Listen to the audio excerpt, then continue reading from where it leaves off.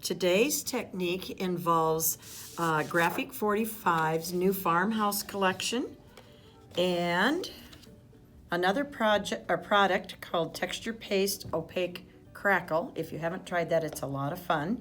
And Tim's new Embossing Glaze. It's his Distress Embossing Glaze. And this one happens to be one of my favorites, Fossilized Amber. I took these etc. tags from Tim Holtz, and this size you get 5 of them in a package. They're great to work with because paper adheres to them really nice. They're fun little tags to hang on a gift or actually to give as a gift on an easel. I'm going to show you how I got this texture, and I want you to look close. Can you see the crackles in there?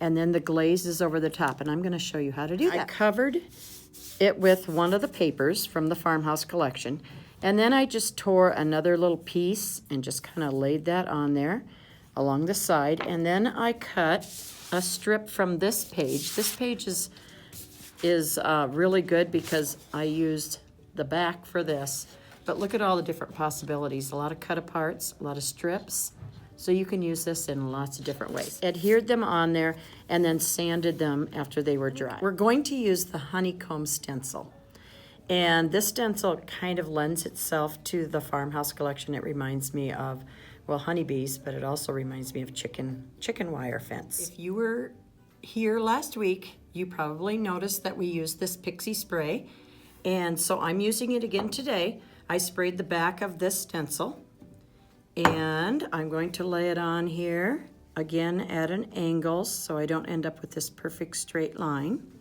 Press down, and this is just amazing stuff because I don't have to try to use all my fingers. I'm going to use this Texture Paste Opaque Crackle. When it dries, it gives you this really nice crackle. Before I do that, I'm going to show you another one that I did on just a tag.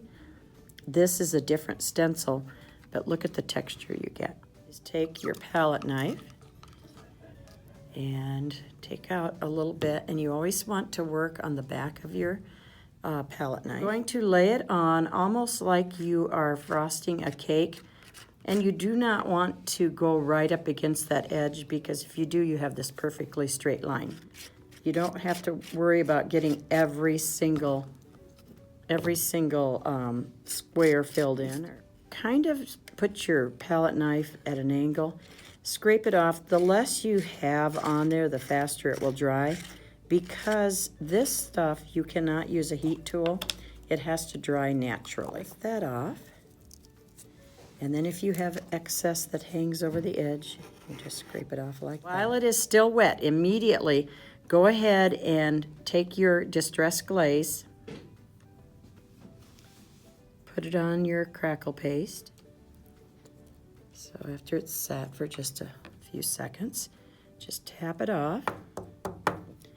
And because that crackle paste was wet, we now have the coating of this. So now we are going to let it sit. Depending on how thick this is, it takes a little longer. But this, I would say probably in about a half an hour, we should be able to start to see some crackles. So we'll see you in a few minutes. Okay, memory bound friends, we're back. It's been probably around 45 minutes to an hour, and you are starting to see some crackles. And so right now, I'm going to take my heat tool, and I'm going to heat that up. Start to see it change and get a little glossy. It's okay if the glaze isn't covered completely, covering the crackle paste, because it kind of gives it a little vintage look when it's not perfect. The glaze itself is actually translucent. There you can see the texture that is resulted from the Opaque Crackle texture paste and the glaze over the top.